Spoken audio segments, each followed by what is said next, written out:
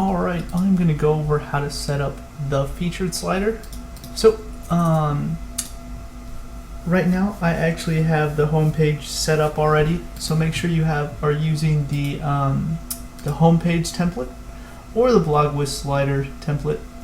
Those templates automatically pull in the featured slider, and if you notice, if you view your home page, it'll look a little goofy because the slider won't show up if you don't have any slides. So to get some slides is super easy. Each slide is actually a portfolio post. So let's go and just create a slide. And let's call this one slide 1. Slide 1.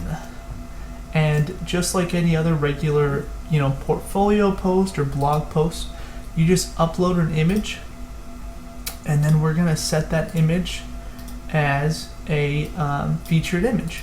So I dragged an image in, give it a second upload, and then we're going to click use as featured image, this little text link. Done. And then we'll publish it. And then the key to a featured slide, see if we go to our home page, nothing will have changed. The key to getting it to show up is in the categories. And the first time you need to create the category, and it's called featured. So make sure you type in featured, and this is the only category that we had to manually name, and it's called featured. And so once you've created it, it'll always show up under categories over here. And we've posted our slide there now. Oops. And now when I refresh the home page, you'll get your slide, and it'll be nice and fancy, and you got your caption already. And the controls won't show up if you have one slide. They'll only show up if you have more than one slide. So if you just want a static image and not a slider, it'll automatically work for you. And let's go ahead and create another slide. So it's another portfolio post. Let's call this one slide 2. Let's upload another image. Just like the other ones, we're setting it as a featured image.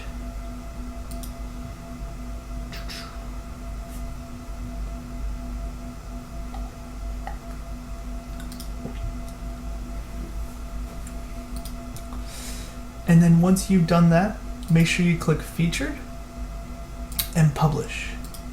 Let's refresh it. And now you have slide 2, and you have your controls that have automatically popped up. Since you've turned it into a slideshow, and everything's going to be formatted for you.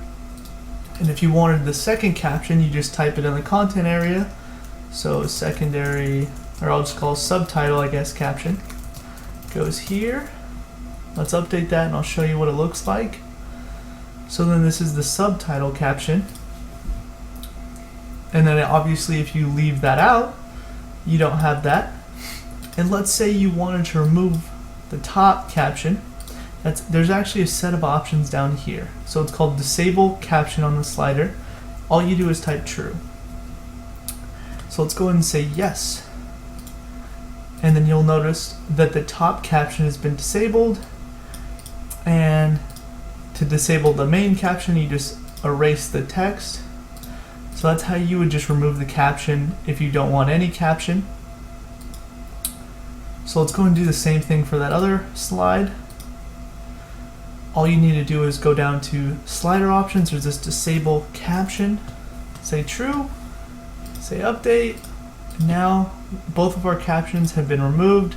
So it's just kind of cool if you don't want to use captions, or if you have them already built in on the image. It's just kind of nice to have that there. Then I'm going to go and edit the first slide again, go over some of these options. So you can actually do a couple things. Like one of them is link. So if you wanted to link to, let's actually go ahead and link to our contact page. Just as an example, I went and grabbed the URL and updated. Let's update that. And you just paste it under external link. And then let's go to our slide. And now if I click on the slide, see how it's a link? It goes to our contact page. And this is just kind of a nice little feature if you want to link to, like, hey, check out this featured page or product, etc. And then the last thing to go over real quick is theme options under slider. It gives you all sorts of